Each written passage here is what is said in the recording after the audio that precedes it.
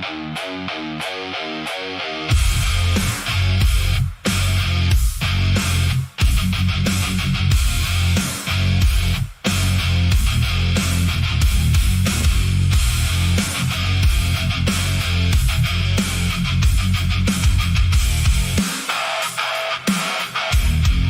leaders hid the signals deep, buried truth beneath the screens. Private meetings underground, while our ships observed your towns. You call legends fantasy, while we mount your history. Every war and every throne, every fear already known. We watched, you obeyed. First contact, now exposed. Every system overloads. You were never left alone. This was planned before your bones. First contact, skies collapse. Human laws no longer last. What was given can be stripped. Civilizations can erase. Can erase. We designed the blood you claim, built the structure of your veins, taught your species how to rise. Now we watch it fossilize. Governments denied the breach, till our shadows cross the streets. Regulations broken first. Now your cities meet the purge. You build weapons from your hate, still too weak to change your fate. Every satellite you send only shows your species end. We made you. We end you.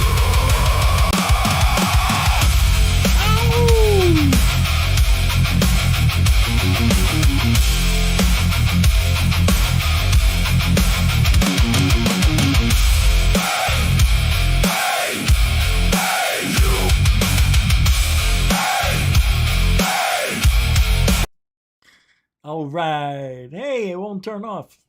All right. All right. Ooh, welcome to Groove On, everybody. I'm your host, Rich Droop, and we are here tonight on August 24th. It's a Monday. 2026 is the year. And we're going to go into outer space. Today. Well, kinda. You know, you ever hear the secret space programs, the SSPs? Solar Warden is one of them. Yeah, it goes back quite a few years. And if you haven't heard of it, well, tonight you will. And, it makes you think for a minute. Because of what Ronald Reagan said in his diary and what other people have said that had inside knowledge, allegedly, to some things of this nature. Vessels that can carry up to 300 souls to space. Reagan called them shuttles, but our shuttles could only hold what? 7, 8? So basically 32 people max if you got all 4 of the shuttles we had.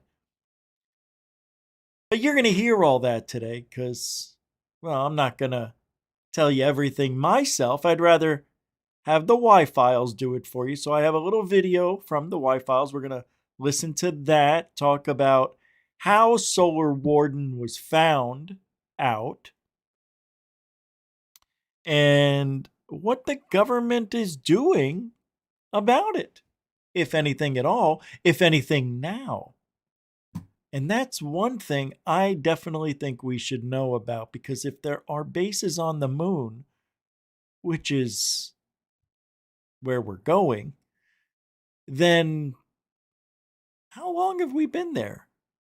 If We went there in 69 for the first time, and we see them on the ridge, the astronauts told NASA. They were watching us from beyond the ridge. Wonder what they meant. Did they see themselves looking back on them? Did they see future humans? Aliens, perhaps? Time-traveling aliens? Time-traveling humans? Time-traveling aliens and humans? How many species? Well, it goes into a lot. We're going to uncover a lot. And the funny thing is, one word never comes up. One word I was waiting to hear the whole time. And I watched a compilation of videos about this and other stuff. Demon. Never came up once. I don't think they're demons. I think they have demon-like qualities. Because, instead of calling us racist, we can, we're afraid of the devilish ways. No, you're racist. You're racist against aliens. Why? Well, they're a different species altogether. Maybe they're part us. That makes us our brothers and sisters. So let's dig into Solar Warden a little bit tonight and open our minds to the possibility of space travel. Welcome to Goof On. Hey everybody, glad you can make it. What's this?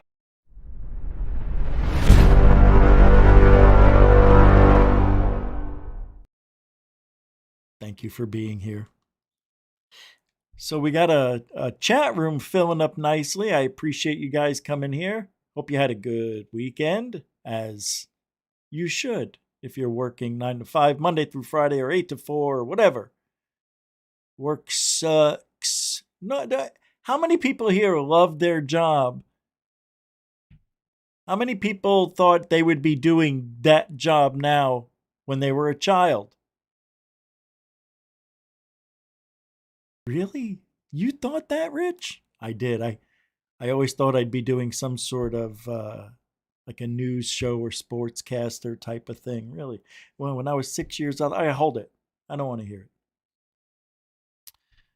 Who's here tonight? Brooke is, huh? Hey. Good to see you. Paris Diamond. How you doing, Paris? Good to see you too. Metalhead, oh metalhead. Good to see you alive, metalhead. One new JJP, JJP, JJP, JJP, JJP, the Angel of Goof On. I don't know, I almost forgot. Good to see you as well. Glenn Collins, the GC of Goof On. How you doing, eh? Ari. Aradiaz. Welcome there, show. Cindy Krause. How you doing, CK? Good to see everybody. UFO 91_1. How are you? Good to see you. Welcome here. Hey, Bernie. Huh? Good to see you. Who's this person? Who's this? Jamie G. B1V. How you doing, James? Me? Welcome to Goof On. Nice to meet your acquaintance. Hope you enjoy yourself. We have an open forum here. Discuss away. Enjoy the night. We have the nicest people ever here at Goof On. And, we got some crab pies that like to come in and cause trouble. They're not here yet, but they shall be here. You know who they are, everybody. So let's get started. I'm not going to hold you guys in suspense. Well, actually,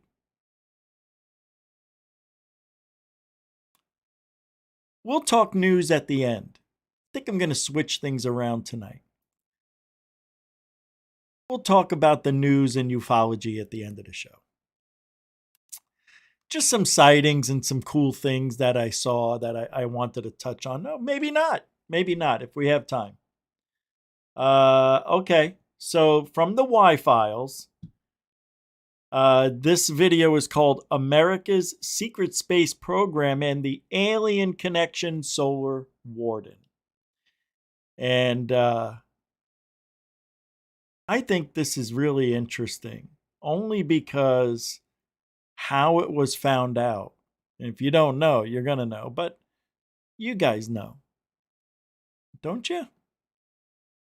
Well, enjoy. I'll be here in case you need me. Boop. Gary McKinnon was obsessed with UFOs and believed governments were covering up evidence that UFOs exist. In the year 2000, he decided to do a little digging. Gary was a computer expert, so what better place to... Oh, by the way, if you guys want to help support GoofOn, all the links are in the show description. Super Chat, Super Sticker, PayPal, Cash App. Become a member if you want to. It all goes to the same me. Okay? You got to keep the ship afloat. We're the only show, the only live stream UFO show that's really dead butthurt honest. I mean, really honest. You won't find any other place like it. I promise you won't. And if you do, let me know, because they're copying me. All right, I didn't mean to. I shouldn't have said that. That's true. It is actually. All right, are we going? Put that on the bottom. All right, thank you, super producer. All right, here we go. dig than on U.S. government computers. What he found was so shocking that it sent the entire United States government into a full-blown panic. In fact, the U.S. spent 10 years trying to prosecute Gary. He was looking at 70 years in federal prison. But what information did Gary find that could cause the U.S. government to become so aggressive? Please say aliens. Please say aliens. Aliens. Yabba dabba doo! The Y-Files. WF? Gary McKinnon's stepfather was into science fiction and space travel, and this rubbed off on Gary. When he was only 12 years old, he joined BUFORA, the British UFO Research Association. But it all came together when Gary was 13 and had his own UFO sighting. He saw a bright red light in the sky that went from horizon to horizon in about 5 seconds. At first, he thought it was a meteor, but it was moving too slowly and erratically. He said it moved through the sky in a waving motion like a dolphin bouncing in and out of the water. Oh, you know what? Space dolphins move that way on purpose. Really? I only said that because I wanted to see him make a face like he smelled a fart. As time went on, Gary became convinced that governments around the world, especially the United States government, had evidence that UFOs and aliens were real. But this evidence was being withheld from the population. Of course they withhold it. And thank God they do. We'd be out of a job. Amen to that. Well, Gary McKinnon was an expert in computers and networking and worked as a systems administrator.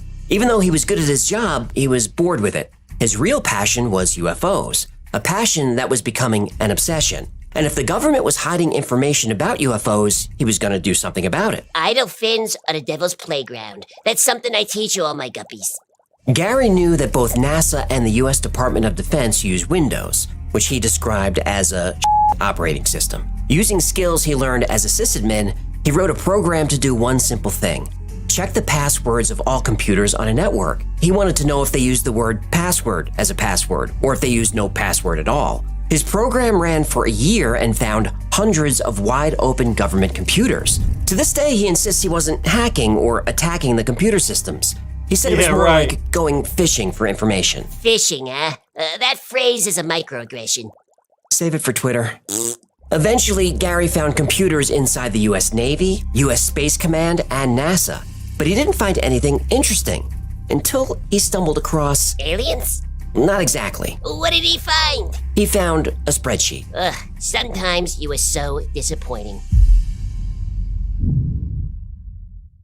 Gary McKinnon had accessed some of the most highly classified files in the U.S. government. Most of what he found was pretty boring. Lots of staff reports, department memos, mostly just bureaucratic paperwork. But Gary found a spreadsheet on a US Navy server that caught his eye. It was called Non-Terrestrial Officers and contained a list of names. He was looking at a list of people stationed somewhere other than planet Earth. Non-terrestrial officers could be humans serving on another planet or non-human. You know, I am going to interrupt every now and then because it's the right thing to do when you steal other people's videos. But non-terrestrial, what else could it mean? Right? What else could non-terrestrial? What was the word? Exactly? Officers. Non-terrestrial. That means off planet, doesn't it? That's the only thing it could mean. All right. Terrestrial officers and contained a list of names. He was looking at a list of people stationed somewhere other than planet Earth. Non-terrestrial officers could be humans serving on another planet or non-humans serving on this planet. Well, that's true, but in this case, Gary was pretty sure that these were humans because the list showed officer transfers from one ship to another. So Gary looked for the ships in the U.S. Naval Registry. How cool. Let me guess. The ships weren't on the list. They were not. Ooh. They appeared to belong to a secret fleet, a fleet operating in space. But that wasn't even the most interesting thing that he found. A spreadsheet is just words. But you know what's worth 1,000 of those? A picture? A picture. Gary McKinnon had heard the testimony of a woman named Donna Hare. She was a former NASA employee who worked at the agency for years. She said she saw quite a few UFOs in NASA satellite photos. Okay. I am going to, I'm not going to pause it that much. I just have to say some things. I think this woman is misinformation.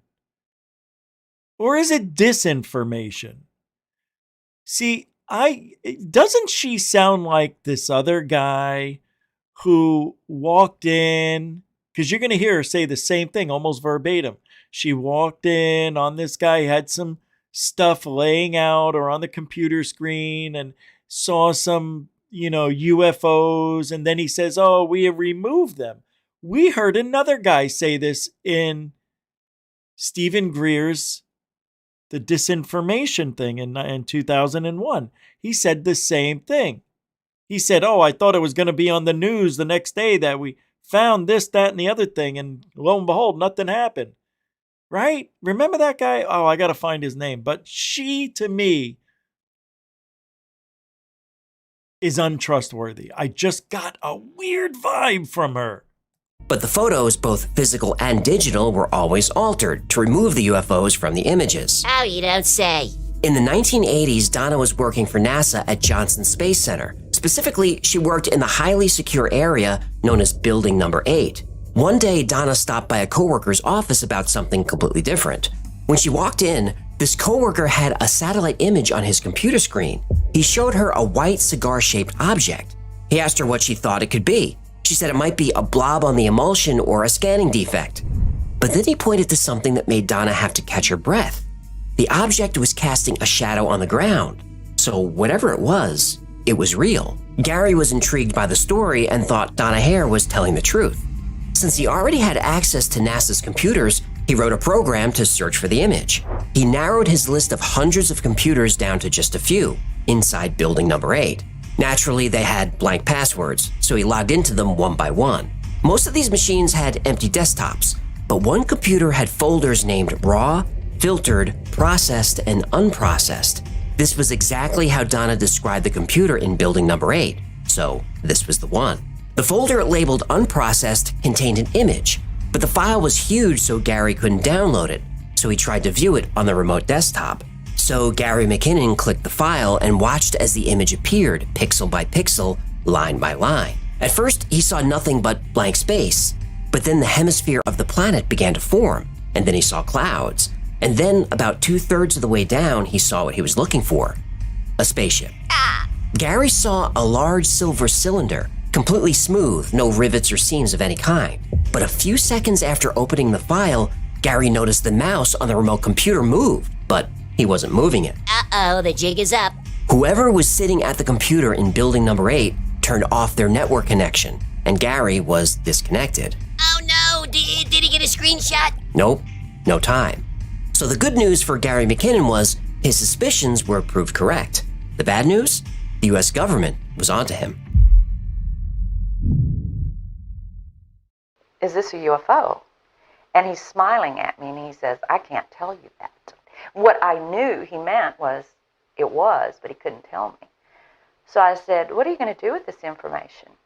And he said, well, we always have to airbrush them out before we sell them to the public. There it is. And I was just amazed that they had a protocol in place for getting rid of UFO pictures. That's the same thing, almost verbatim. Gary McKinnon stumbled onto more evidence of what he saw in the file of non-terrestrial officers, evidence of a secret space program within the U.S. military. And this secret space program isn't new. There are clues about it going back over 50 years. In the 1960s, the U.S. Air Force had a program that ran in parallel with NASA's Mercury, Gemini, and Apollo programs. It was called the Manned Orbiting Laboratory, or MOL. The MOL program had its own facilities and its own staff. They had uniforms and spacesuits, but they were completely different from NASA's, so there'd be no confusion that the MOL employees worked for a completely different program. The operation was so secret that not even the wives knew what their husbands were working on. The wives don't need to know nothing. What happens in orbit stays in orbit. You've been divorced how many times? 3 times. Cheap shot. The MOL program was created to develop a spy station in space, but it was canceled by President Richard Nixon in 1969. Or was it? Right. But what Gary McKinnon stumbled onto was something far bigger than some Cold War spy program. After Gary found the cigar-shaped UFO on the NASA computer and got caught, U.S. officials began to pressure the UK to help track him down. In early 2002, Gary was arrested and charged with 97 counts of causing damage to U.S. intelligence assets, and he was accused of doing $800,000 worth of damage. The U.S. government claimed he hacked into dozens of military computers and 16 NASA computers. They claimed he altered and deleted files, and that his activities were, in the U.S. government's words, intentional and calculated to influence and affect the U.S. government by intimidation and coercion. These charges were very aggressive. Clearly, the U.S. government was concerned about what Gary found, so they wanted to make an example of him and make sure no one else would ever try to access a single document mentioning UFOs. Gary McKinnon spent 10 years defending himself against these charges and trying to stay in the UK. If he were charged in the United States, he'd be facing up to 70 years in federal prison. The media picked up the story but downplayed the UFO connection. McKinnon was described as a hacker trying to harm the Pentagon. The only major publication to mention the UFO side of the story was the UK Daily Mail. Gary said this publicity is one of the things that saved him. Eventually, his case landed on the desk of UK Home Secretary Theresa May, who would eventually go on to be Prime Minister. She ruled that McKinnon could not be taken back to the US because he suffered from Asperger's. Now, Gary McKinnon did break the law, there's no disputing that. But he also did the US a favor. Using the hacker name Solo, he sent messages to US agencies telling them their security was weak. He felt he was morally justified. I thought if this technology really does exist, it should be used for the good of all of us, free energy, or at least very cheap. If this is being kept secret, why? Because obviously that would be used against people if it's being kept secret, rather than furthering humanity. But at the time, there was a very popular phrase bandied about called heating or eating. Old age pensioners had to choose whether to pay for their heating or pay to have food and then sit on their chair with a blanket and eat their food. Gary McKinnon's case finally ended in 2012, and he became a celebrity in the UFO community. He'd exposed, or at least said he'd exposed, government knowledge of an alien presence. But his case proved there was something much more sinister going on. This wasn't something as simple as the US government covering up UFOs. This was proof that there was a highly organized secret space program in place. This program has a staff of thousands. It has a fleet of spaceships. It has weapons more advanced than anything currently in use. And this program has a name: Solar Warden. You know, it's really weird. Why would they make it so easy to get in? I understand it was early and, still early days of computers, and they were using Windows, and people didn't really put passwords on, or they used 4 zeros or 6 zeros or the word password. That was really smart of him to actually do that. I remember when this happened, and I was like, that is absolutely amazing that somebody was able to find those files. And it was over a year's time that he had the program running, searching and looking for things like that. And I didn't realize how much of a UFO guy he was. He was really into it. Like one of those guys that just broke through and found things that nobody else could have ever found. The only way we would have gotten this information is if by working at the Pentagon or by NASA or wherever. It's really amazing how many thousands of people were employed at Solar Warden. Well, whatever they called it. Check it out. Another incident, I knew someone in quarantine with the Apollo astronauts. He told me that She always knew somebody somewhere. This is why I don't trust her. I knew somebody who was in quarantine with the astronauts. So it was one of the astronauts. Right? Why else would somebody be in quarantine if they weren't an astronaut? To what? Give them food? Give them a pot to piss in? I don't get that comment. To me, it's very strange. I knew somebody, listen, it doesn't make sense. another incident, I knew someone in quarantine with the Apollo astronauts. He told me. So there was only 3 of them. So who? Buzz Aldrin? That's the only whack job out of the 3. Buzz. He's a wackadoo. That the Apollo astronauts saw crap on the moon when we landed. The astronauts are told to keep this quiet. They're not allowed to talk about it. No. At the same time Gary McKinnon was I don't know. snooping NASA's servers, rumors were going around about a secret space program named Solar Warden. Solar Warden came out of the program called the Strategic Defense Initiative.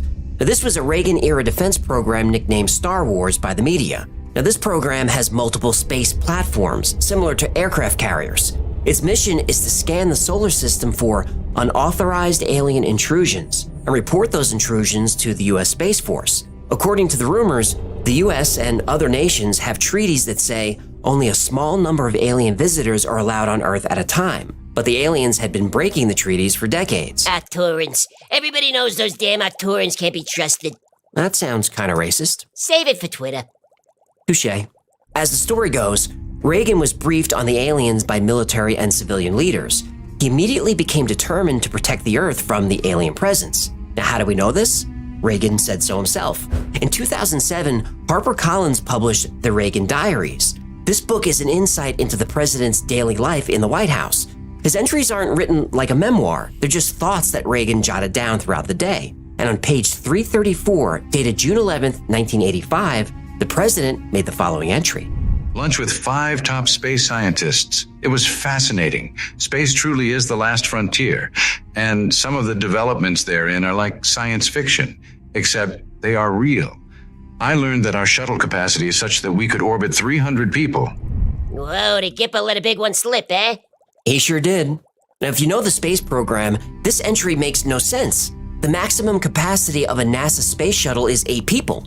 At the time, the entire fleet was only 4 shuttles. Even if all the shuttles were used at the same time, which they never were, that's only 32 people. So what's Reagan talking about? Later, people suggested Reagan might not have been talking about space shuttles at all. Maybe he was referencing a program that was supposedly canceled in 1979. A program to develop a space plane called Starraker. Ooh, like the James Bond movie. No, that was Moonraker. Oh, right. Hey, you know that girl at the end of the movie had braces? Yep, I thought so too, but she didn't. That's a Mandela effect. I can't get my brain to accept it. I can't either. You know, I got to stop right there. That was one of my favorite movies growing up. She did have braces. She did. That's why they connected. Because when she smiled, she had a mouthful of metal too. And when they looked at each other, he got really excited. You too, like you could see it in his eyes. Man, that really is weird. I know, I see it in my face right now. She had braces, I'm telling you.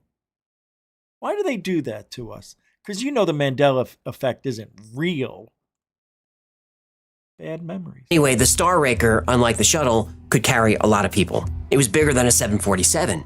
It could carry a payload of 200,000 pounds, more than enough to put 300 people on a space platform. So it's possible that Reagan was right, and Solar Warden is real, at least technically. The first reference to a secret space program with the name Solar Warden is from early 2006.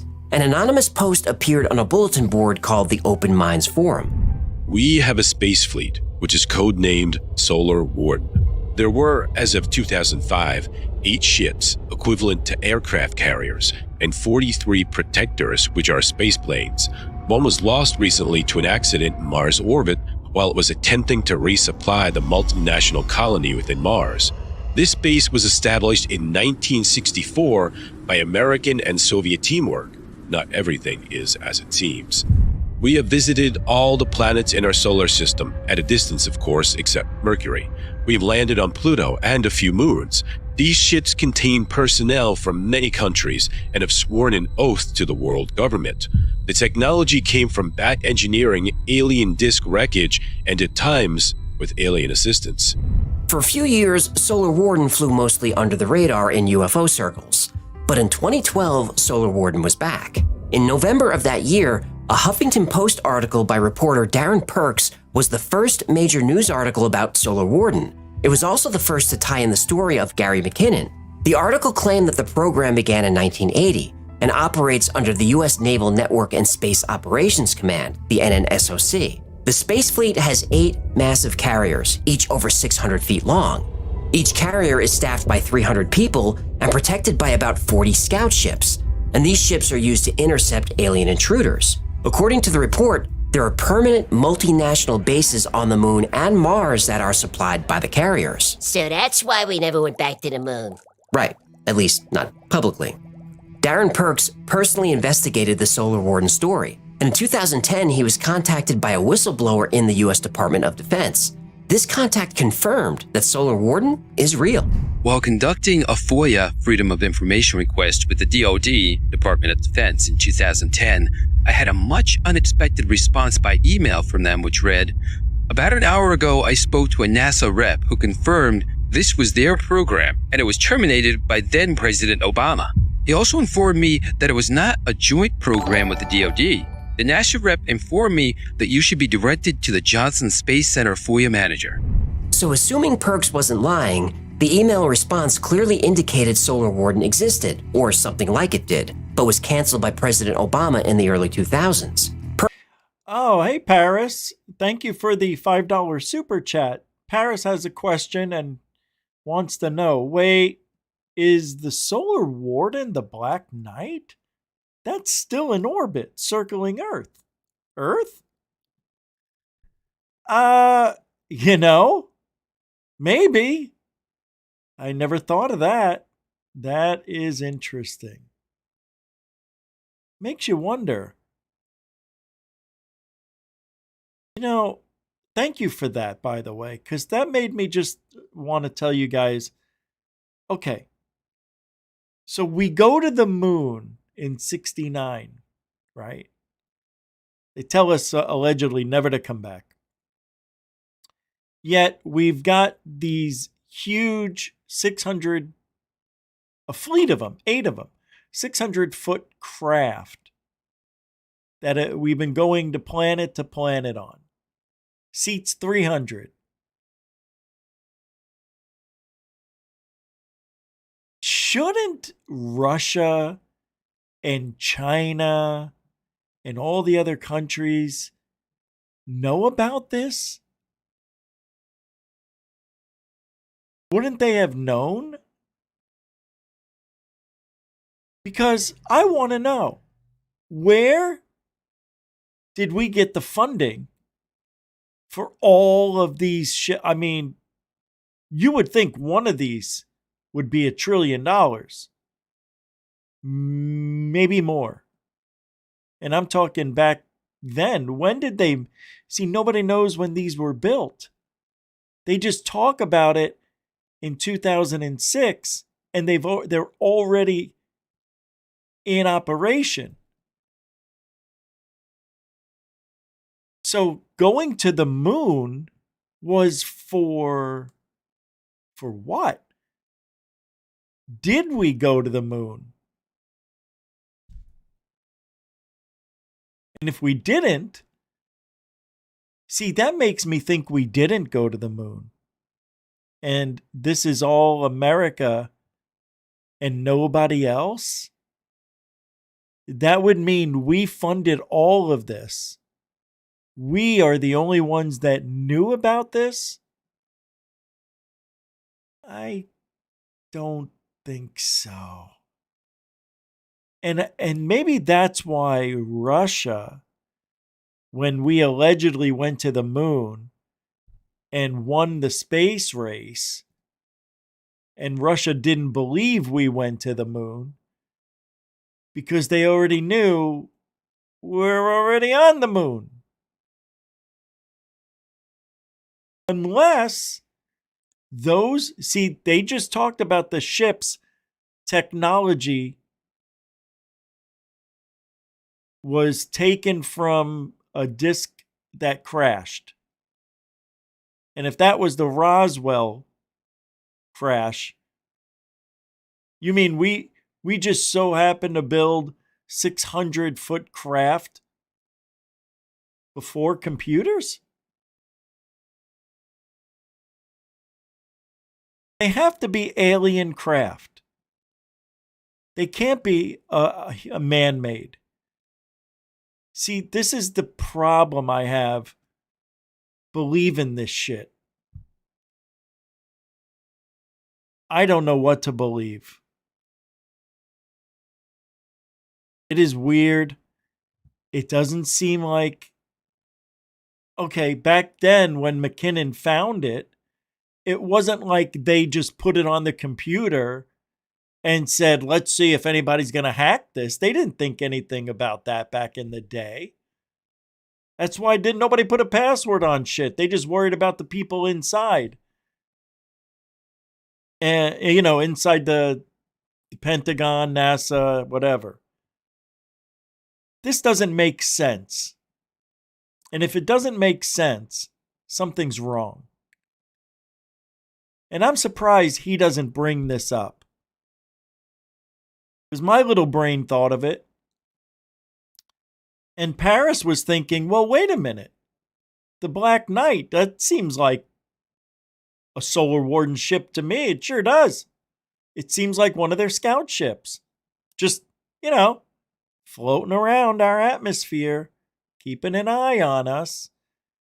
Or just keeping an eye,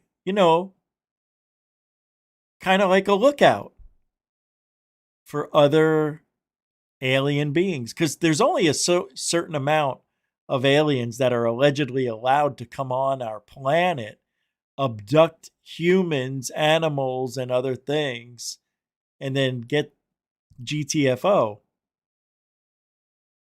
But they break that treaty all the time. They break the agreement because they can. There's nothing you or I or our Navy, military, or Air Force can do about it. They come in with impunity, take what they need. They might respect us as a species. But this doesn't make sense. Either we had the ships,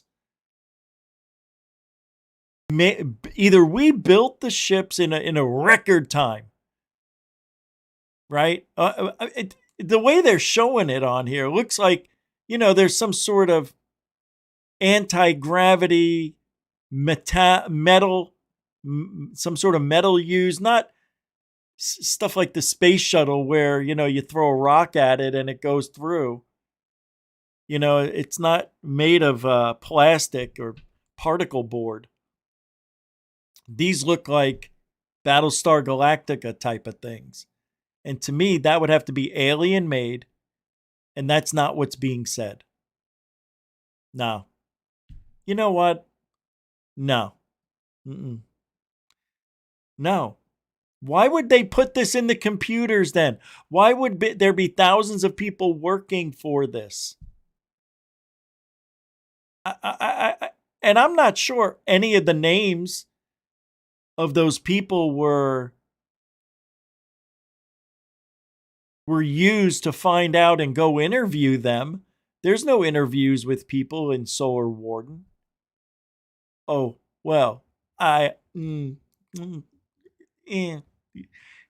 Secret Space Program people, Basagio and, David Wilcox and Corey Good, those guys. But, yeah. Why do they always make it so I don't believe it? Thank you, Paris. Appreciate you. A continuing supporter of GoofOn.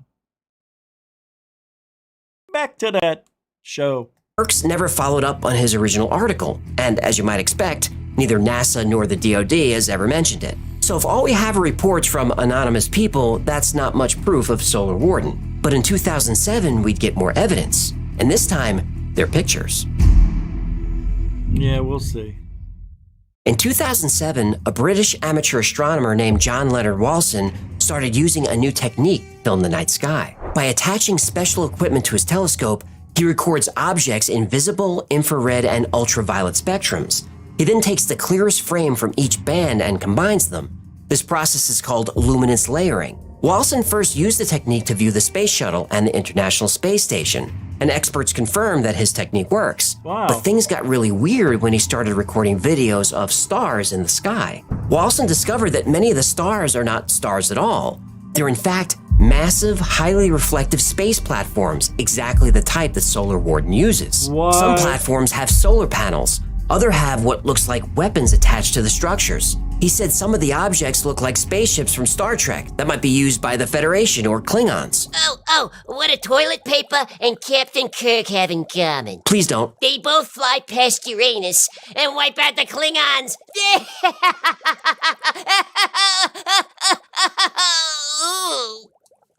Walson seemed to be confirming the presence of a vast fleet in the space above us, exactly as Solar Warden believers claimed. Oh, the government probably hates this guy, huh? They sure do.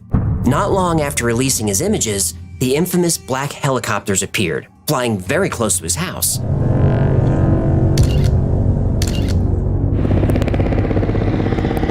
Wait.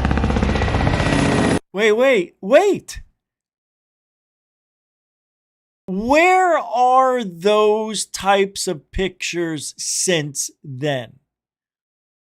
Why aren't we seeing those anymore if that's what this guy captured?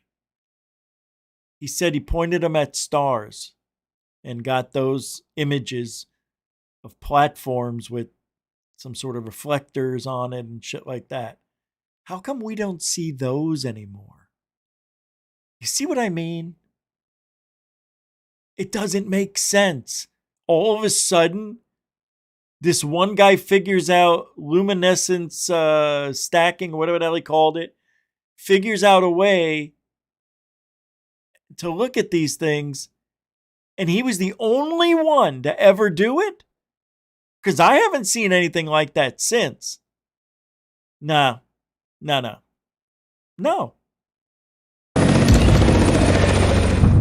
Walson said that he was even being intimidated by what he called a government goon, and they even got physical at one point. But there's more to Solar Warden than just questionable videos taken with a telescope. In the mid-1980s, rumors emerged of a secret government project, codename Aurora. Aurora is a triangle-shaped space plane. Aurora? The program was even covered in aviation magazines. Now, there weren't many UFO sightings described as triangles before the 80s, but now this is a common type of UFO. Also during this time, the British Ministry of Defense opened up a highly classified office dedicated to quietly investigating UFOs. One of its employees was Nick Pope.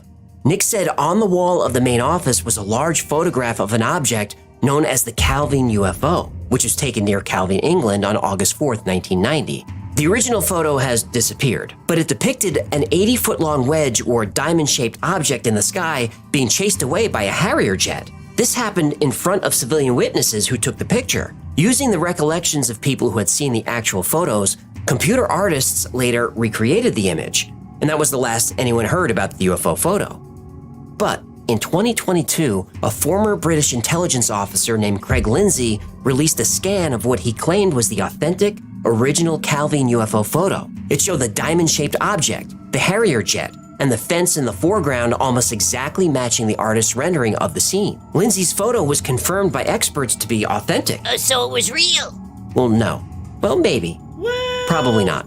The photo paper was authentic and typical for the 90s, but the originals are supposed to be color photos. Lindsay's is black and white. Also, the exact location of the original Calvin UFO photo was found, and the background didn't match. There should be hills and fields and trees in the background, and there just aren't. Now, supporters say you can't see the background in the photos because it's too foggy, but weather reports say the day the photo was taken was perfectly clear. So whatever Lindsay's photo is, it's probably not one of the originals. But the original photograph was taken by 2 civilian hikers, and for some strange reason, their identities are classified until the year 2076, and the photo— Wait a minute.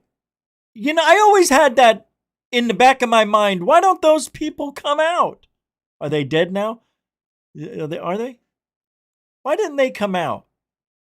So what if their names are held, you know, in a vault?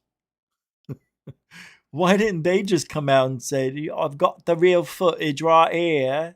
I got my picture in my pocket, right? But that doesn't happen. Ever. Nothing. Nada. And as far as that picture, the one with the old man from 2022, as far as that one not being the same, because it was supposedly a clear day, you know, it could have been clear at a different time of the day. That's what I don't— fog could have rolled in and left. Or maybe the day is wrong. Maybe everybody thought that it was, but no, maybe they looked on the wrong day. Why don't they check the day after and the day before to see if there was fog? See, nobody does any extra work. Dude, bare minimum. Look around. See what, oh boy, I tell you, I should have been a journalist. Oh wait, I am. Those do match the craft developed by the Aurora Project, and there are plenty of witnesses who say that's exactly what the Calvin UFO really is.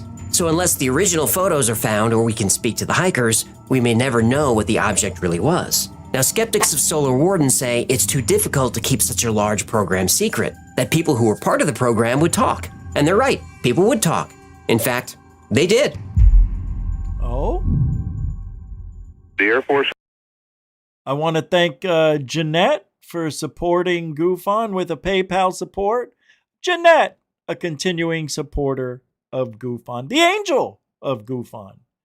Thanks, JJP. Appreciate you. Really, really do. All right.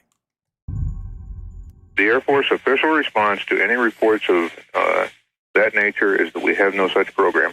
But there's a growing body of evidence that seems to indicate otherwise. The hypersonic aircraft with a speed of around 4,000 miles per hour. If you look at it from underneath, what you see is a perfect triangle, really quite unlike anything else that's ever been flown. And according to Bill Sweetman, there's the Air Force's secret test base in southern Nevada called Groom Lake. There is something going on a very large Look at this scale, picture. And simply denying that anything like Aurora exists That's Aurora. leaves wide open the question of what's going on there. Still, the Air Force says it knows nothing.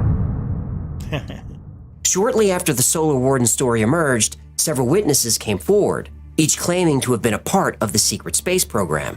One of these was Laura Eisenhower, great-granddaughter of President Dwight Eisenhower. She said that at an early age, it's always in the eyes, these people that come out. Little cuckoo for Cocoa Puffs. She is a wackadoo. Absolutely off the plantation. The lights are on, but nobody's home. Nah, I'm just kidding. She is, in my opinion, a free thinker. I mean, what else are you going to say, right? President Dwight Eisenhower. She said that at an early age, she'd been kidnapped and sent to other planets. She claimed she was involved in a war with an alien species called the Archons. Wait a minute. Why would you take a 135-pound woman who has no combat skills to go fight a war with the Arcturians or whoever? Does that make any sense to any of you? Any of these people, this motherfucker too. Passaggio. I was back when Lincoln made his address. I was wearing a size 10 shoe when I was only 10 years old. Give me a break, these stupid people. I'm sorry. I don't believe it at all. No, I don't care what they do. I don't care who they know. I don't care what they say.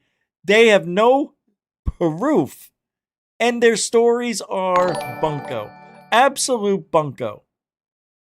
Hey, that's a dono, Raul Rodriguez. Well, thank you, man. We round up here. That's a $10 super chat. Boy, we haven't seen one of those in a minute. Thank you so much.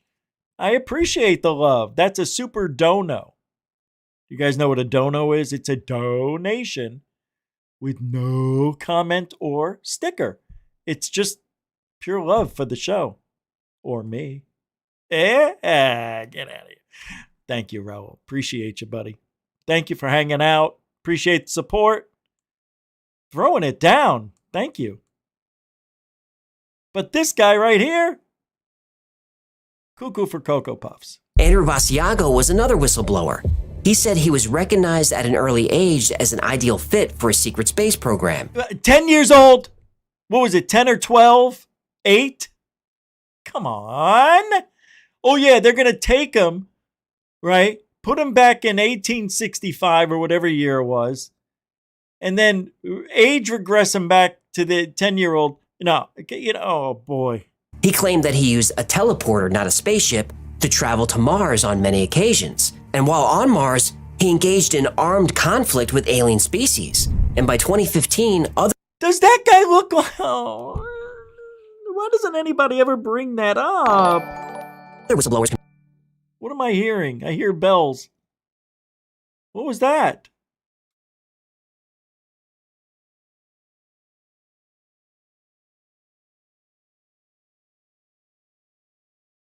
Oh, well, thank you for the $1.50. Ice Maggie. And welcome to the show. A white unicorn with rainbow hair. Oh my goodness. Well, I'll be an uncie's munkle. What? Thank you for the support. That is... Hold on, because it's not showing up on my end the right way. Is that a super? I can't tell on my end. Let me pull it up. Fan funding. It is. Oh, I see. Look. See, it doesn't tell me that it was a dono. It looked like you wrote that, but it was describing the type of super chat. Thank you very much. It's a super dono. Yeah, that's pure love. I thought you were saying, hey, look for that white unicorn with rainbow hair. I'm confused. Not anymore.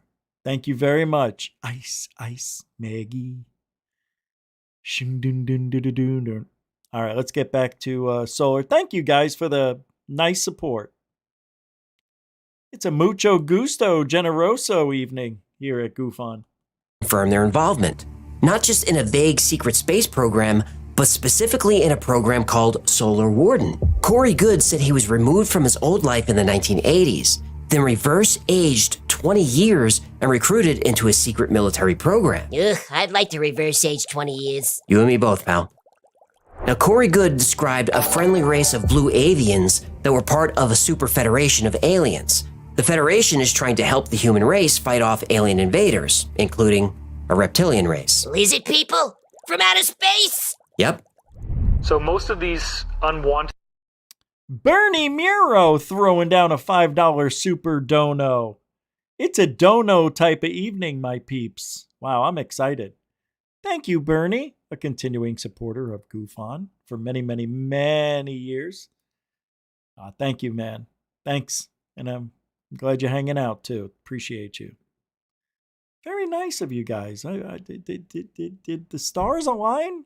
I appreciate you. I needed that. Keeping the wheels rolling and the motor burning. Yep.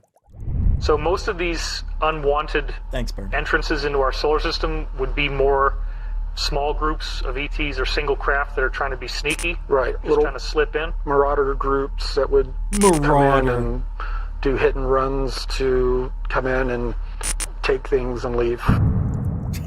Hey, Lizard. Take things and leave. They're doing drive takes.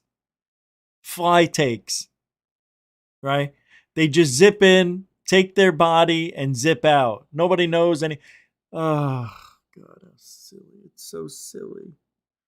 If it's silly, if something is silly, it doesn't make sense. You know what I mean. People are crafty. So very, very crafty. Good said some people part of the secret space program are trying to push full disclosure, trying to force the alien presence into the open by doing flybys of the International Space Station and popping up on photos and videos. But disclosure still hasn't happened, and Solar Warden is virtually unknown to most of the population. So either there's no such thing as Solar Warden or a secret space program, or it is true, and our solar system is a far more dangerous place than any of us could have possibly imagined. Solar Warden and the secret space program is a major branch of ufology, and because of social media, it's becoming more mainstream. Solar Warden is covered everywhere from YouTube to TikTok to the occasional mainstream news story. But is it true? No. Well, maybe. Some of it. Maybe. Gary McKinnon is certainly a real person, but he says he doesn't know anything about Solar Warden or how he got associated with it. He never saw that name on any document or image that he accessed. It seems that the article by Darren Perks in 2012 is what connected Gary to the Solar Warden mythology.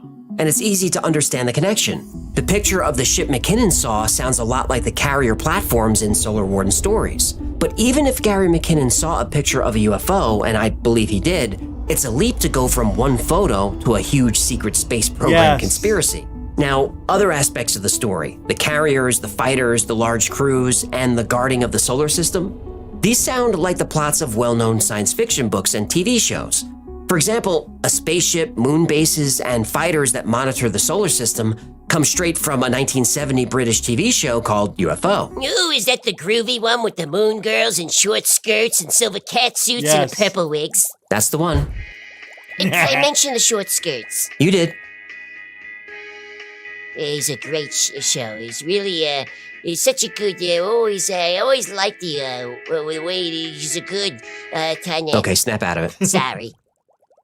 The show also featured SID, the Space Intruder Detector. Its job was to scan near-Earth space for alien intruders, just like Solar Warden. And some of the eyewitnesses, like Corey Good, have been exposed as frauds. He was forced to testify under oath that he made the whole thing up, especially the part about the blue avians helping to protect the Earth. Well, maybe he made that part up, but lizard people are definitely real.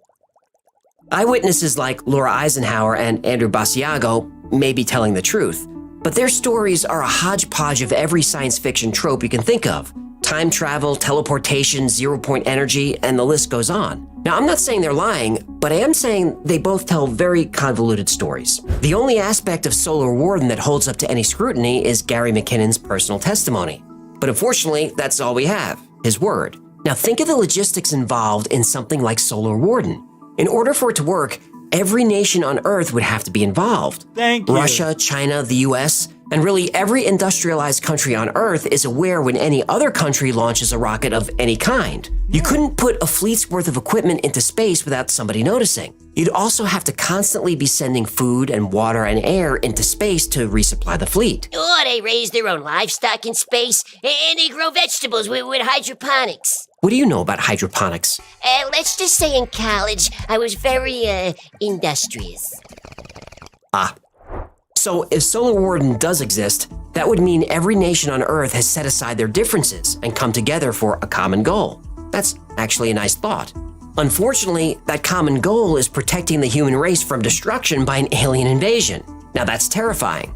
So I don't know if Solar Warden is real, but when I think about its purpose, I really hope it isn't. Pretty interesting. His show is so good. That's one of the best channels on YouTube, in my opinion, for what we do.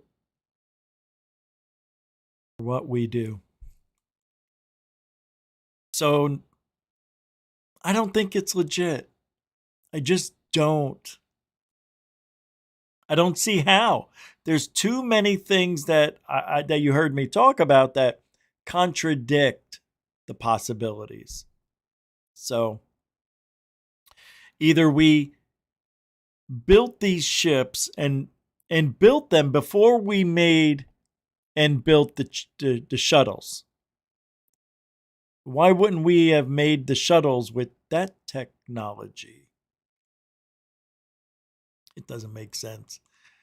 If it doesn't make sense, it's probably not true. And if Laura Eisenhower and Basiago are in on this story with Corey Good and David Wilcox, sorry.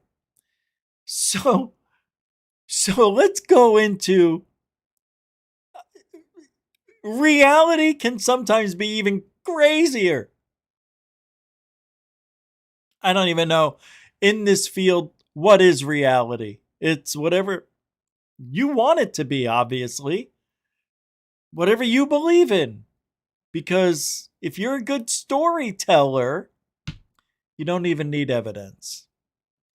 Because Corey Good and David Wilcox made 25 plus year careers out of that stuff. And reality just couldn't get any weirder. Could it? Well, it does. Pope John Paul, I know. Pope John 23rd had a prophecy. They're coming. They want to contact us. We need to be prepared. Here, listen to this.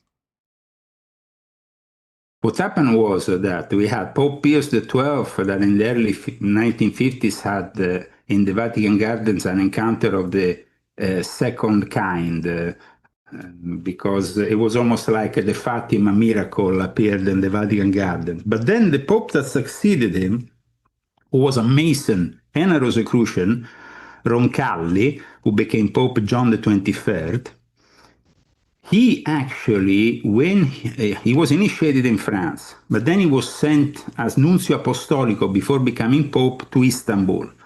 And during, like I explained, thanks to the testimony of a P2 member, which wrote a book about it, The Prophecies of John the 23rd, that came out only in France and Italy. And there was actually, during a session of the 18th degree of the Ancient and Accepted Scottish Rite, which is the Rosicrucian degree, apparently he went in a state of trance. And so the worshipful master of the lodge immediately ordered the secretary to transcribe what he was saying. This was the future pope, in a lodge. And he says, "They're coming, they want to contact us, we need to be prepared." So at that point, the whole thing of changing the church when he became pope becomes then a different thing. Because this is a future pope. I love that. His head, like Joe Rogan would love to have a head that smooth. This guy is an alien, if there ever was one. That head is perfect. And you know there's no glare coming off of it, so you know they powdered it up. All right, powder boy. So the next one, hey, reality doesn't get any better than what I'm showing you right now. So, okay. You want to see a reptilian transformation on a VHS tape? Oh, you do? Me too. An ancient VHS tape had just come to light. Well, I've seen this before, so. And what it shows shouldn't exist. A man's skin begins to bubble unnaturally, and suddenly his eyes change. They become cold, vertical, and purely reptilian. There are no visible special effects or logical explanations, just raw footage that defies everything we think we know about reality. The visual horror of this transformation has left those who've seen it speechless, fueling theories about shape-shifting beings hidden among us or alien presence that's been hiding in plain sight for decades. Decades! The footage keeps circulating in the shadows, and the more it's watched, the more impossible it becomes to forget, to forget, to forget. You ready? Some of you may have seen this. It's been around. But here we go. Now, already I want to point something out. This stuff. Why does he have boobs? Why does he have boobs? Do you see him? Boob. And Nickelodeon. Why does he got these bulbous? Because this is where the reptilioid gets his juice from. Go. Your tape. A tape that shows Maurice's face changing from this to this. Theo's skin seems to bubble. A deep crack has opened on his forehead. There's a split on the left side of the head. First of all, I didn't see any bubbling, so let's get that straight. And I didn't see the crack form. There was, all of a sudden we're here and then we're there again. You know, that good stop and go or edit shows a crack all of a sudden. Head, which widens, opens up. The eyes look like a serpent. Oh, this guy's a friggin' dummy. How many are you? All of a sudden his eyes rolled up in his head. And his head went down. Oh, yeah. Nobody can roll. You know, The Undertaker did 30 years of rolling his eyes in his head. He collapsed, and within a few minutes, came to. That guy is a shyster right there. That guy's one of the biggest dicks who's ever spoken in this field. That's it. That's the evidence. What? Oh, you want to see it again? I know, it happens so fast, so brilliantly fast. Like, you don't even have time to believe it. I just can't believe what I'm looking at. I'm left speechless. Aren't you? Speechless. Here, I'll shrink myself down so you can get more. Ever recorded on videotape. A tape that shows Maurice's face. Yeah, just wipe the towel across his head and make the skin fall off. Wait a second. Didn't it just... Did you see what I saw? Oh, right up here. Okay. Maurice's face changing from this to this. Theory. But it didn't. Skin. Look, he's not talking about the lips. Look at the lips melting off. Oh, let's not talk about the more important thing. How the lips look like they're melting. Well, we're going to talk about this. But not this? Theo's skin seems to bubble.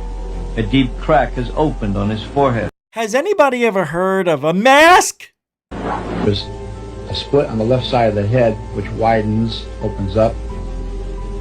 The eyes look like a serpent. Look at, they got to put makeup on this guy. What is he, Insane Clown Posse under there? How many are you?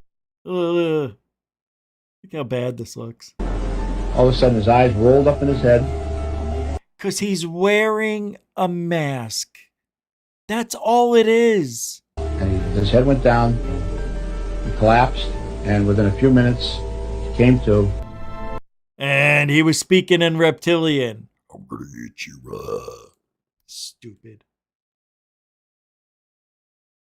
So, speaking of beings, have you been privy to the women who have been showing up at the White House? Look,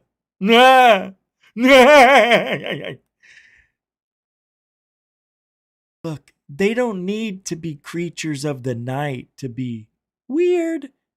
They're women. Oh, I'm joking. Come on.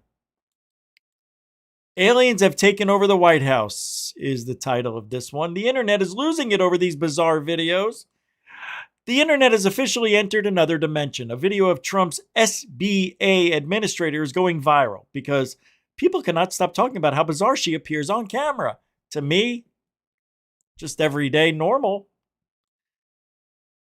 The strange angles, facial movements, and heavily proceeded look. Heavily proceeded? Oh, I'm sorry, I read that wrong. Heavily processed look immediately triggered jokes that something wasn't human. But they're not jokes. They're being serious. But then the internet detectives started compiling other awkward clips of officials and people appearing around the president that just seem a little bit off. And that's when the alien invasion jokes went completely off the rails. What the hell do you think is making these people look so weird? Look. When you've been in this world for a certain amount of time, the older you get, the more weird stuff you see. It's just a numbers game. This isn't alien. This is just people who are overly emotional around the president or emotionally unstable or can't hold their emotion. I don't want to say it's, but where are the men?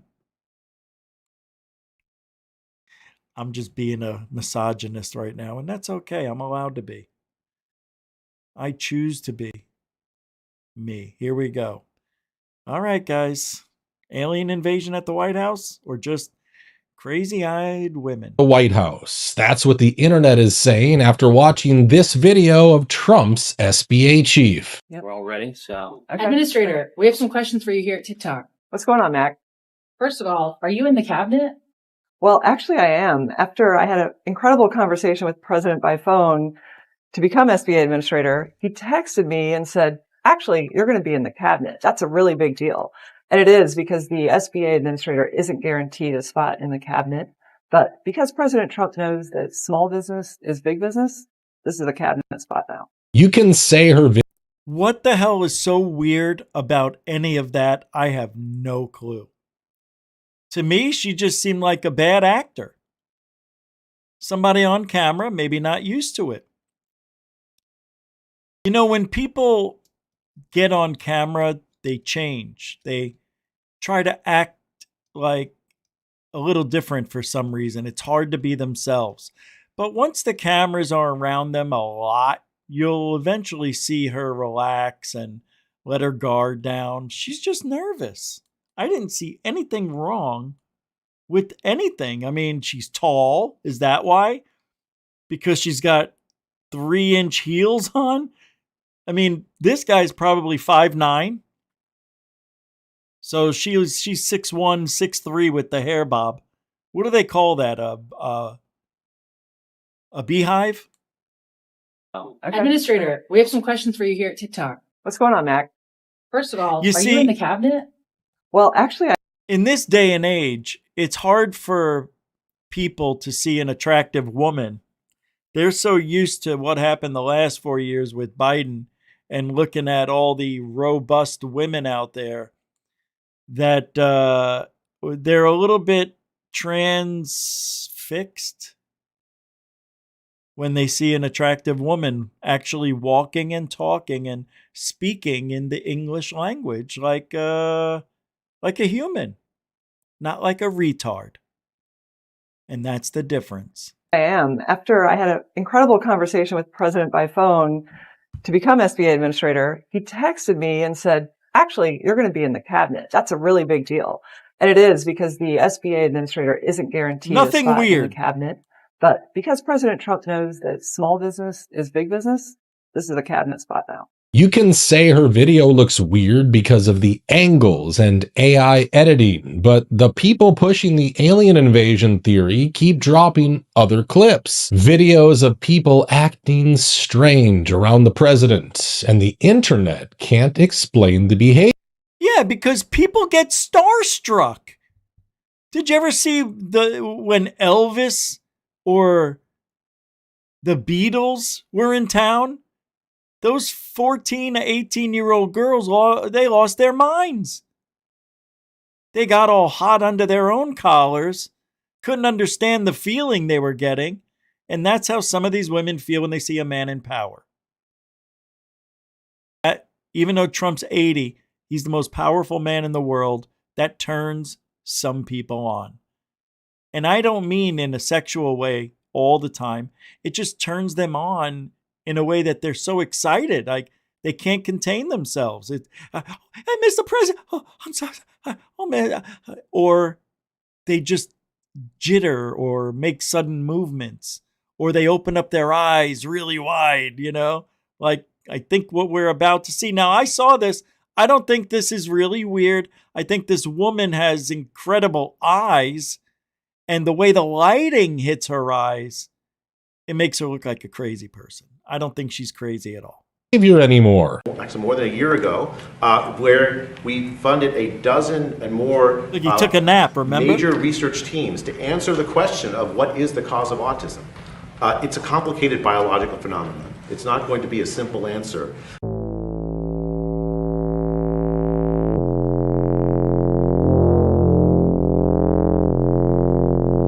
Oh, that's AI shit.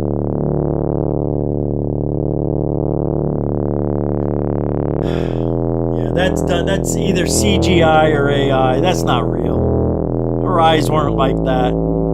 The real clip, she doesn't look that psycho. This has been doctored. Nah, this is bullshit. She never looked like that. I'm just letting you guys know.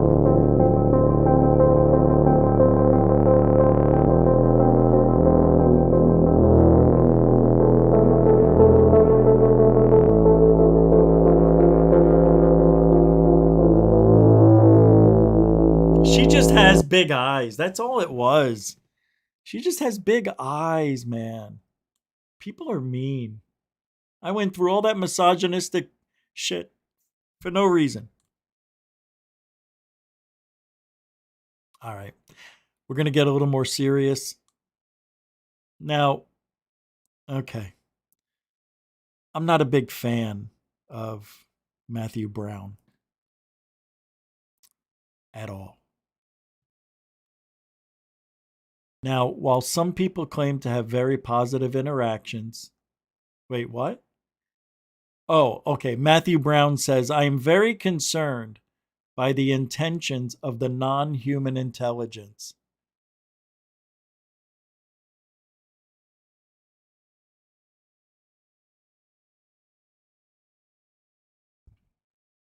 How would he know? How would he know? How would he know? I'm asking you. How would Matthew Brown know anything about NHI? The Pentagon insider and UFO whistleblower went on to say some NHI have been here a very long time. They do not maintain an open relationship with humanity. Only discrete encounters with leadership plus abduction and experiencer cases.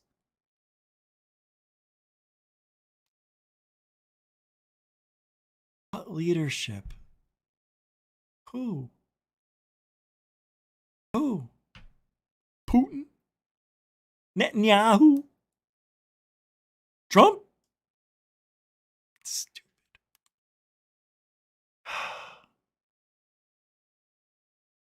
Many of those, especially for women, are negative.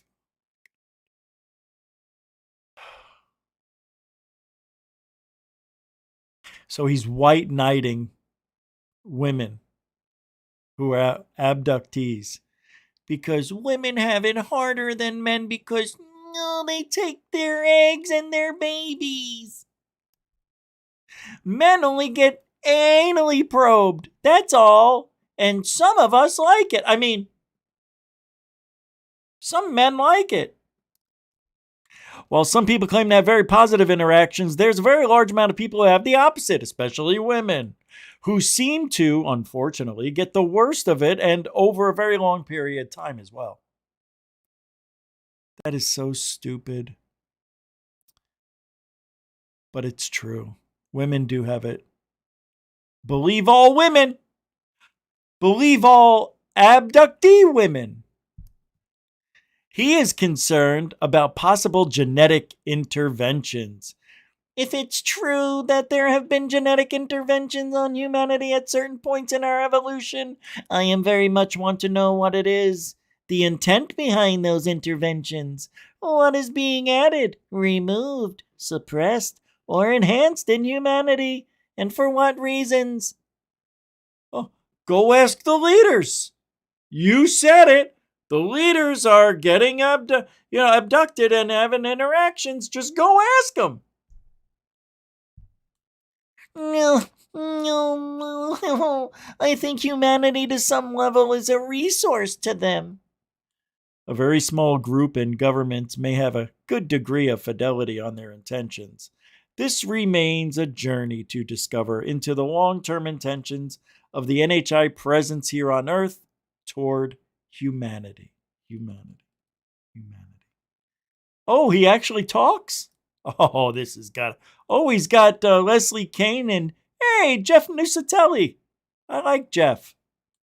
Is it Jeff? Jeffrey, yeah, right. Here it is. Concerned about the NHI intentions. Yeah. That's a really broad bucket. So, more... You narrow it down to specific That's groups misogynist.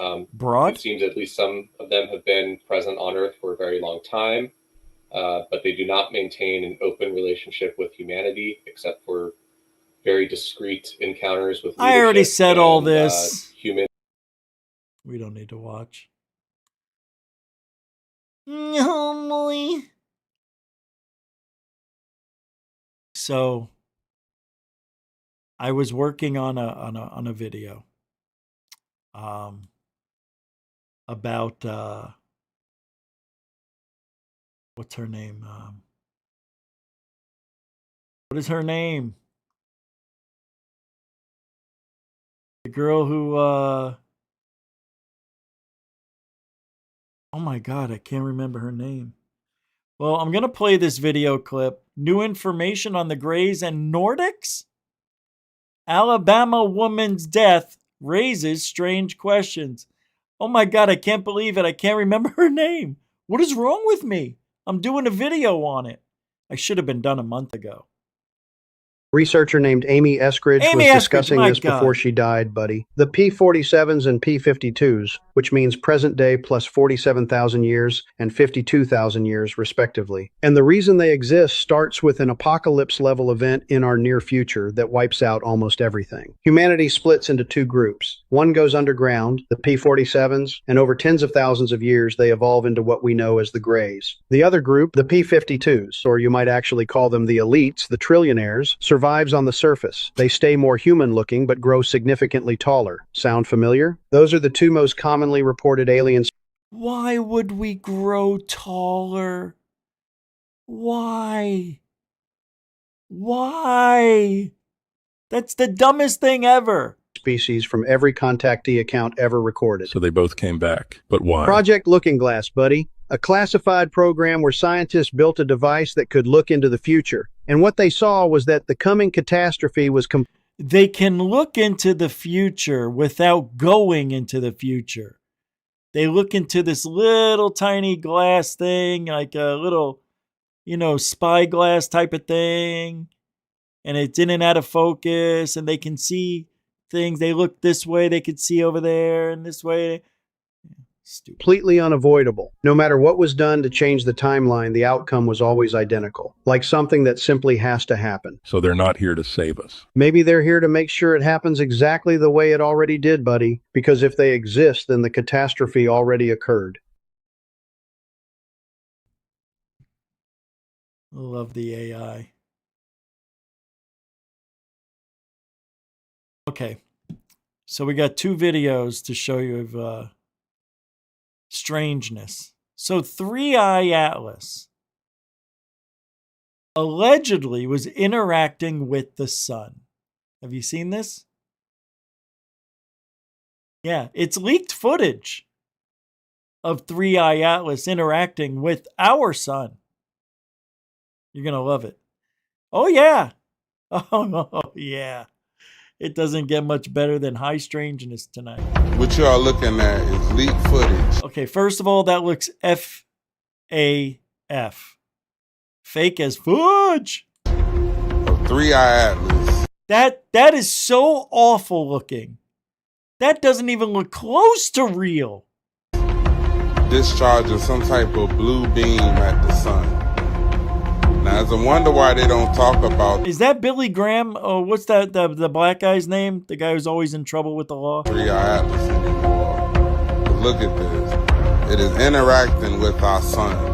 It isn't. Like, look at this. Oh my God, that is so stupid. This is the first time I'm seeing it. This is the dumbest thing. I am so embarrassed for them. See, this is why you can't trust World News X. It's the new Secure Team 10. Well, now 3 years old or more. This is awful. Just awful. Absolutely awful. What an awful thing to see. How could they even say such things? Give me a break. I'm embarrassed for ufology. And it's not ufology. It's ufology. If you say ufology, what you're basically saying is unidentified flying, the study of?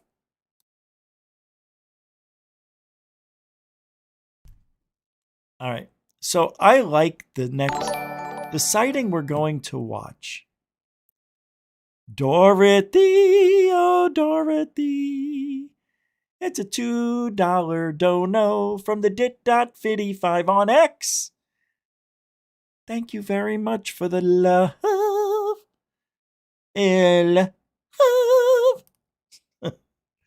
It's a super dono evening, because I don't know much, but I know I love you. Thank you, Dorothea. Dorothea, oh, dit.55. Continuing supporter of Goof on 4 years.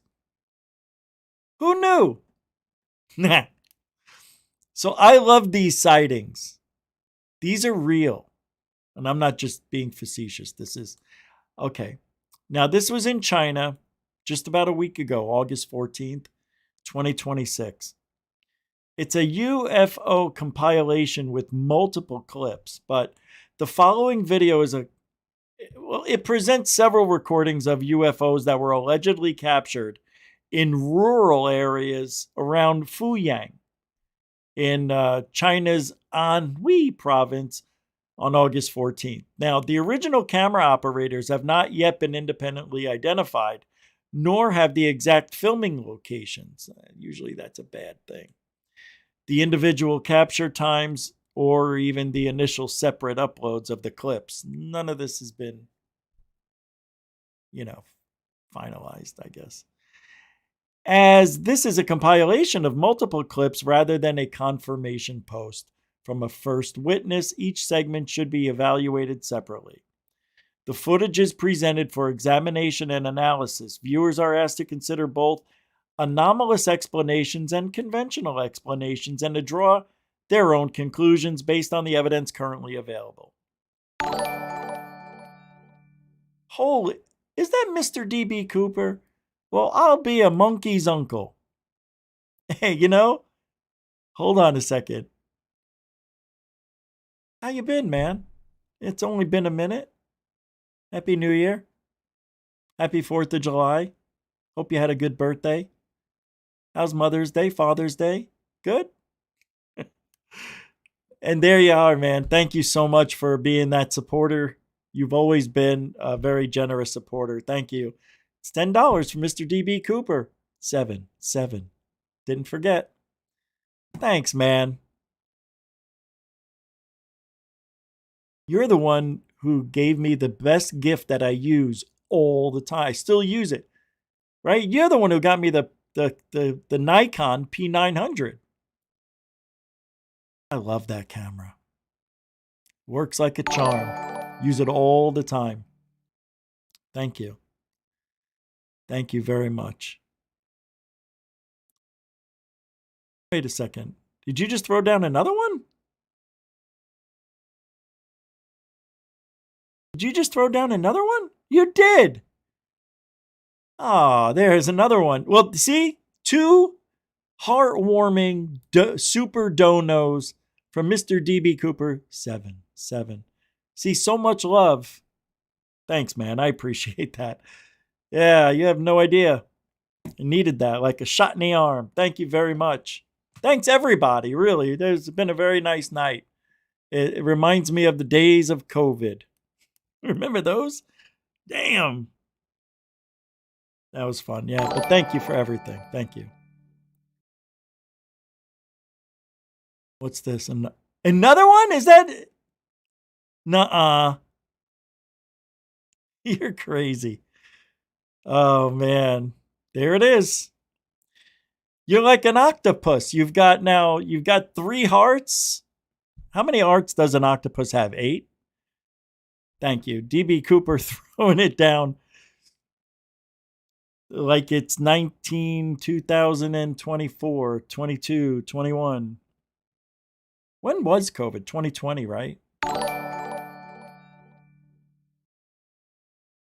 Dude. Did you? That's crazy. Hi, Kelly Lewis. The EW is here. Mr. DB Cooper throwing out a $20 super. Say it ain't so. Dude. It is. I'm having a flashback. Oh my God. I'm having a flashback. If I could go back 5 years, I wouldn't change a thing. I think we did it right back then. Mr. DB Cooper, thank you very much again for your, well, that's a total of $50. Thanks, man. Seriously, thank you. I hope you're doing well. Hope everything's going well with you, bro. I haven't seen you in a minute. Every time I use the camera, though, he did make it rain. Ice Maggie. He made it rain. I wish they should have like a cartoon where I could throw up like the money. Oh, wait. Let's go back a few years. You just made it interesting. Let's go back a few years to when I used to do this. Well, thank you, Mr. DB Cooper and Dorothy and everybody else for your support and gush all over COVID. Can't believe I used to do that for every super chat. I had a little nostalgia. I can't believe we've been around that long. Thank you, man. All right. I can't believe you. You guys are unbelievable. Yeah. Rich is going to Burger King tonight and then he'll be sick tomorrow. Nope. I'm not eating junk food like I used to. No way, man. It's just maybe once a week, if that. I'm on a very big health kick since I got healthy.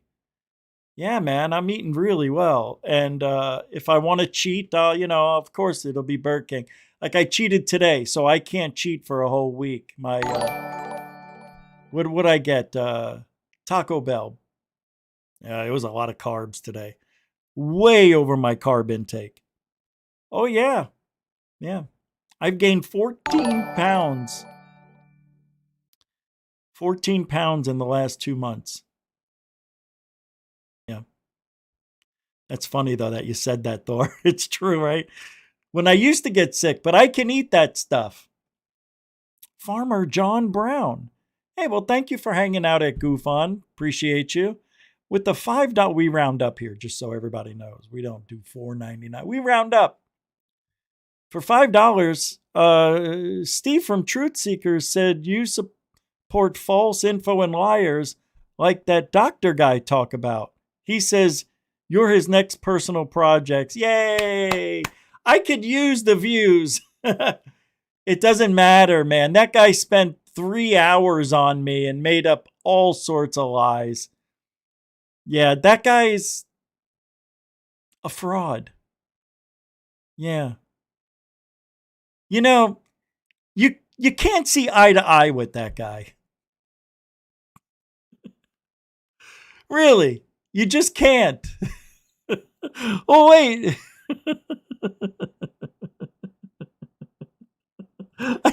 I'm making myself laugh because I don't give a shit about him. Oh, I haven't thought about him in a couple of years. Who cares? Let him do whatever he wants. I don't care. He's a child in the grand scheme of things. Yeah, I guess since David passed away, he's got to go after somebody he doesn't like, right? He doesn't like people that are better than him. You see, Farmer John Brown. That's one thing you'll learn about him if you don't already. Oh, yeah. Thank you for the $5. Wait, you got another one? Ah, you're very nice. Thank you. You said you support my side. Oh, I see. I'm on your side. He can't stop you. Destroy him. You know what I do? You want to know how you destroy a bully like that? Because that's what he is. He's just a bully. You live well.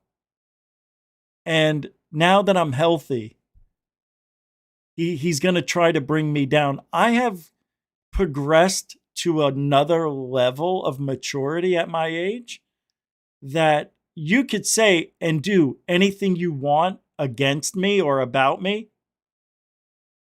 Could care less. It's already been happening.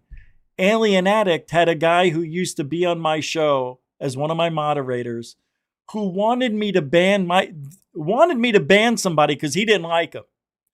And I said, just block him from seeing his chats. And then he wrote this long thing. I didn't even read it. I saw the first 2 sentences and I said, don't care. He started going off that I'm bad this and I'm this, that. And I already knew that it was a lie. So when people can't take you down, they will go after your character. Right? Because Steve, he's on the left side of the world. He's a leftist.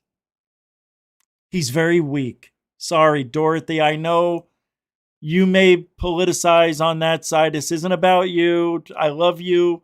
You're different. You are an adult. You've always treated me with respect. Please don't take this the wrong way. You know how I feel about the far, far left. And Steve is that guy. He's weak. Very weak. And when you don't have talent, you go after people because it's easy to be mean. I'm very good at calling people names myself, but I go after people that have meaning in our field. I'm just a YouTuber. I don't have any influence on TV. I don't go on any radio shows. I don't do anything outrageous. What I do is here. And I stopped attacking people on YouTube years ago, except for the people who attacked me, because I still have a plan. And Steve is just making it easy for me to not forget about him. See, what you want to do is make me forget about you. And I did for a minute. But now that you reminded me of him, it's not going to be that hard for me to, tap into that dark side I have. When will I come out? Oh, I guess he must have watched my video I made about him again 4 or 5 years ago, which, by the way, was very funny. For those of you who don't remember, I see all those super chats. I'm going to get to them and say thank you, Mr. DB Cooper. But for those of you who don't remember, let me pull this up and let me show you why he's so mad at me. It's not because I'm better looking or smarter or have a better body or just everything you could want to be as a human. He's not. See, he's evil. Very evil. That's why he goes after people, because it's easy, like I said. He doesn't have a brain to do the right thing. And when he lies about everything. He is a habitual liar. When he debunks people, the reason he's threatened with lawsuits, especially from David Wilcox, is because he lies. He lied about me. I've seen it personally. He's just very shallow, very cheap, and just yells. We're going to go after Rich. Yeah. Oh, yeah. I mean, that's his whole gig is yelling. Like, who cares? Grow up. Get a life, dude. There's more out there than me. But if he wants to go after me, I could use the help. We are struggling. We don't get more than 60 to 80 people here a show. I would appreciate it if he did videos about me again. It helps. All right, let me pull up this video I made about him. It was a good video, too. I have to admit, it was a good video I made back in the day. Let me see. Here it is. No, that's not it. Is this it? No, that can't be it. Where did I remove it because I thought I grew up? Maybe that's why. Maybe I did that because I grew up. Let me see if this is it. Yeah, this isn't it. Yeah. I still hear the bells going off. I'll get to those supers. That is weird. I can't believe I must have removed it. That's not like me. Yeah, I guess I removed it. Oh, I did. I made a video taking the high road. Where's the members videos? I thought I had members videos. Do I not have memberships anymore?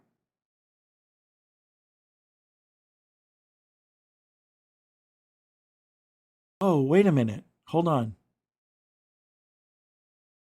Hold on. Hold on. I found it. I found it. So this is the video why he's mad at me. You ready? All right.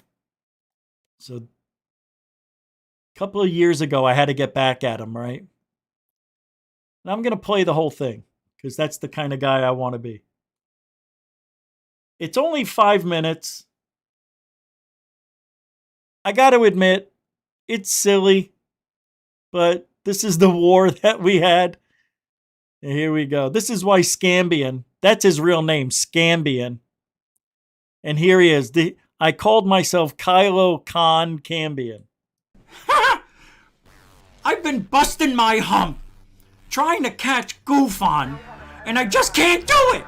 So I'm gonna try to rip him to shreds any way I can. And the best thing to do is lie, cause I don't got no proof. I gotta make shit up to make this guy look bad. It's amazing. I don't know how he does it. I don't do that mental gymnastics. Everybody accuses me of saying things that aren't really true. But let me tell you something. I've never brought anything positive to this field. I don't do that. I don't live in the positive world. I can't do it. There's so many people out there that lie, they cheat, they steal, and I just can't do it anymore. I mean, call me if you need anything debunked. I'm the best at making shit up. That's what I do. I'm Kylo Cambion. That's my name. And you're gonna learn a lot about me in the coming days. I gotta tell you, there's nothing more challenging than trying to debunk somebody when you don't have the evidence. So you gotta lie!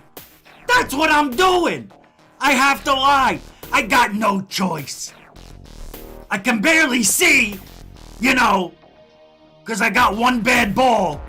But hey, I'm not gonna say anything, you know, disparaging about Rich. You know, he's trying his best. He's trying his best. He hooked up with hoaxers.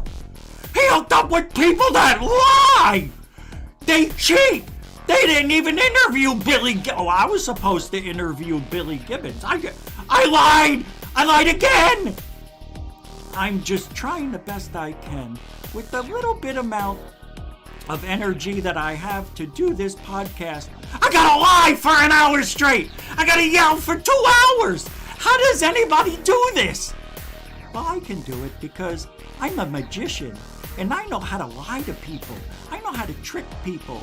I'm better than Lou Elizondo.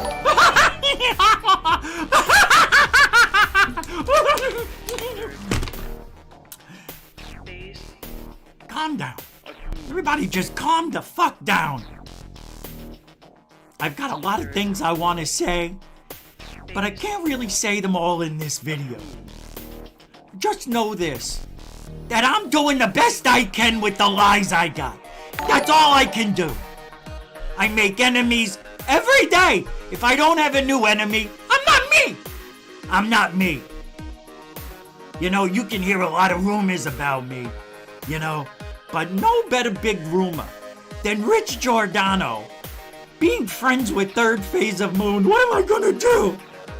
He turned to the dark side. I'm Kylo Cambion, damn it. And Giordano turned to the dark side. I'm gonna put up a video, 10 things. I already did that. I'm gonna put more time into Goofon because I can't believe this guy has 200 people watching him live when I've got 75. I'm better than him because I lie. Are we supposed to tell the truth in this field? I don't know. I'm so confused. Rich turned to the dark side. I'll do everything I can to mess up your head, everything you're about. I'm Kylo Cambion, damn it. I've got one good ball. Give me a break, somebody, anybody.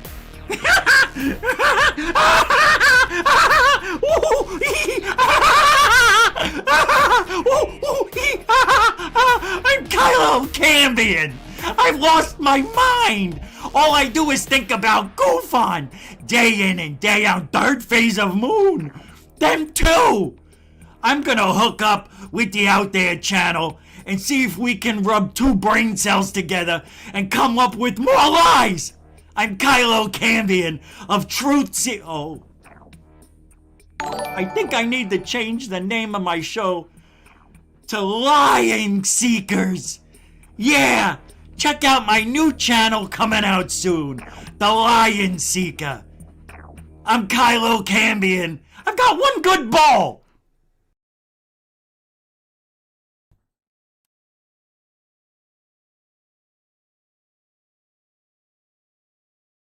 God, that's so weird. I can't believe I did that. That's what weed'll do to you. Dorothy, I appreciate what you said. I read it. Thank you. And Mr. DB Cooper. I was showing everybody all the supers and the $50 on PayPal. Dude, I don't know what to say. 2, 4, 6, 8, 10, 12, 22, 32, 42. About $100 tonight. Thank you, Dorothy. And it was kind of weird to see it. I thought it was kind of funny. And Farmer John, thank you for being a member for 52 months, was it? Is that what it said? That's crazy. You guys are unbelievable. You see, I thought it was over for us. I really did. And then I had an epiphany when I was in the hospital last year. And it was right after Charlie Kirk. Well, the day after September 11th. And something told me to not stop GoofOn, because I was thinking about changing the name, going to Rumble. But I don't know, man. Something told me to just keep doing it. Enjoy what you do. It's not about the money. It's not about the clicks. It's about the people that are your core. And the people who are here today, some of you literally lifted me up and propelled me into this field, like on YouTube. Even though I was already in the field for 15 years when I started this channel. But YouTube is very political, very politically charged. 85% of it is run from the left. And I will never get preferential treatment as a conservative. And I despise Democrats. I know that some of you will hate hearing that, but if you don't know it, it's not personal. I just don't like a lot of things. And it's not you. I don't know you. Okay? It's the political party. It's the people that are doing the open borders and the trans shit and, children and the pedo and all that other stuff that they are for. And this is the wrong channel to talk on that. I have another channel where I talk about this stuff, but I've gotten very educated on politics in the last 3 years. Very educated. I think I know what I need to know to make a very valuable decision, and one that I value myself, because if you don't respect yourself, how do you respect anybody else? And somebody told me, because I always said, look, I'm not going to tell everybody what side I lean towards. And this person said, why? You should stand up for what you believe in, don't you think? Be proud of what you are, and the people will come.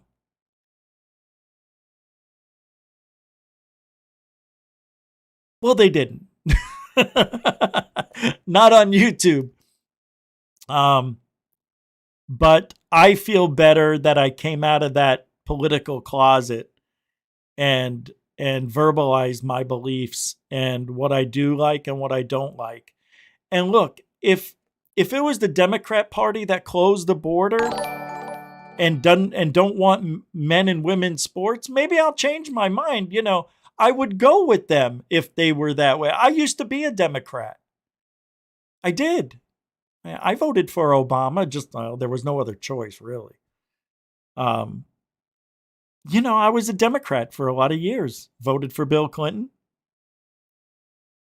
So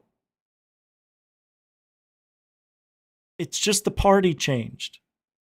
And I don't like the way it changed. And they're very violent people. I just watched a video of a guy who wanted it was in Minnesota. And Minnesota's having a really bad time right now with, immigrants and Islamic shit and all that stuff. And they wanted out. And he went there to give his, do some free speech. And he got attacked. But guess who gets arrested? He did. Because of Tim Walz, who's the most corrupt politician there is next to Gavin Newsom. But other than that, I stood on my beliefs, and that's just the way it is. And I don't hate anybody individually. I hate the party. So when I say I don't like Democrats, it's not that I don't like you guys. I don't like the party anymore. That's what it is. I don't like the things that they stand for. And now they're being bamboozled by communists.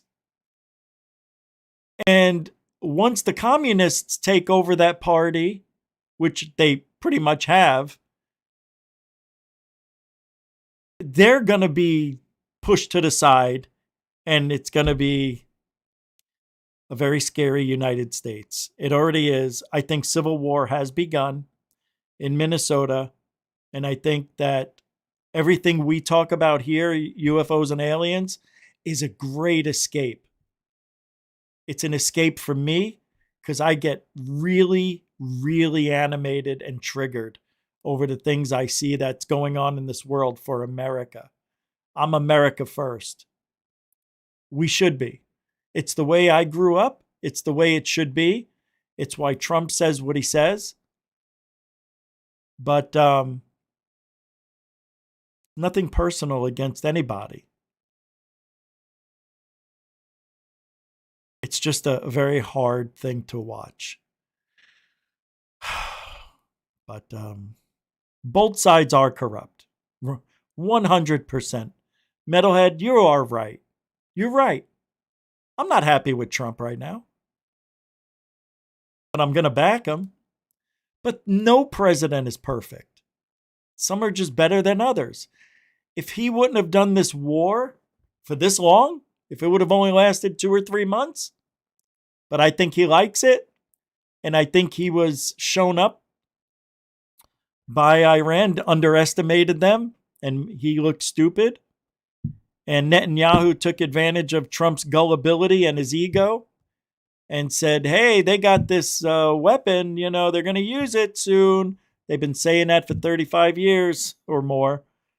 Yeah, but Trump wanted to be the president, to have that under his ego, another notch in his ego belt. It sucks. This war, it's really, if he would just focus on shit like healthcare, Social Security, fix frickin', he keeps talking about the Dow this, the Dow's at a record, and yeah, but not me. It was $70 for 12 items at the grocery store. That's what we need. The price of groceries to come down and gas. It's ridiculous. $6 for 18 eggs. Eggs.